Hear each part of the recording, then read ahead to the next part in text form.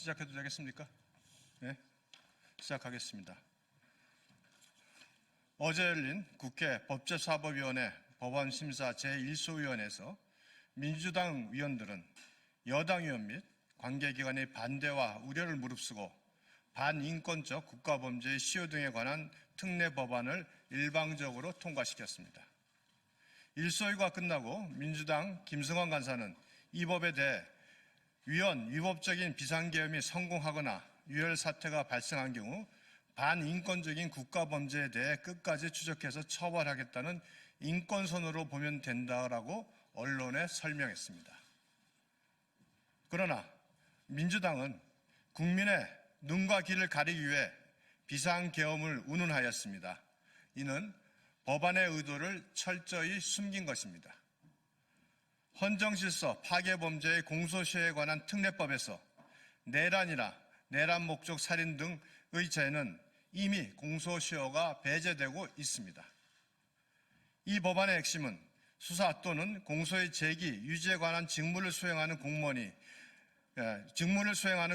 범한 직권남용, 불법 체포감금, 가혹행위, 증거인멸, 범인은닉, 위증 등의 공소시효를 폐지하고 헌법상 금지하는 손해배상의 소멸시효에 대한 진정소급표까지 인정하여 법적 안정성을 심하게 해하는 것입니다.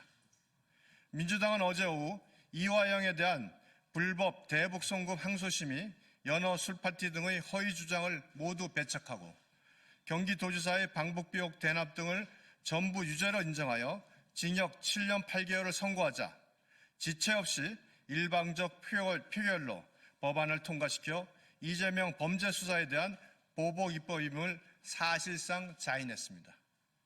법원 행정처는 직권남용, 불법 체포감금, 범인은닉, 위증 등의 범죄를 국가 권력에 의한 반인권 범죄로 보아 공소시효를 배제할 필요성이 있는지에 대해 의문이라며 사실상 반대 입장을 표명했습니다.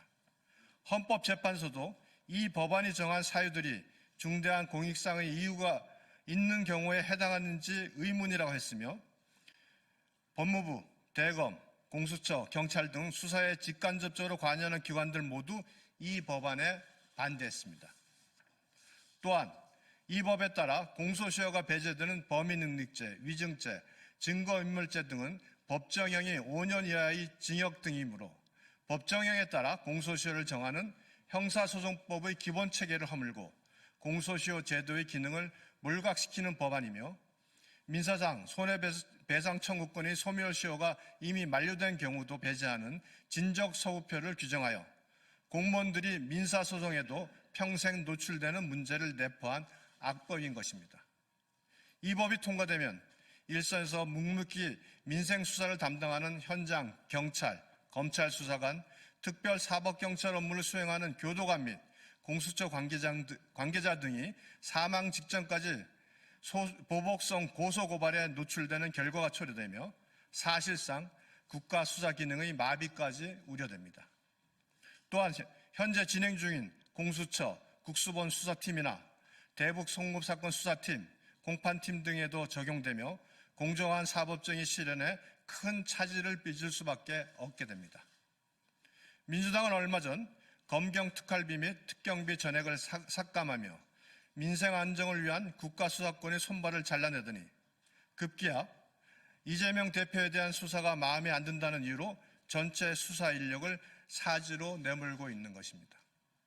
국가 수사 기능의 마비는 곧장 민생의 피해로 직결됨에도 당대표에게 충성을 바칠 수만 있다면 국민까지 내팽개치는 민주당의 안하무인의 경악을 금할 수 없습니다. 감사합니다.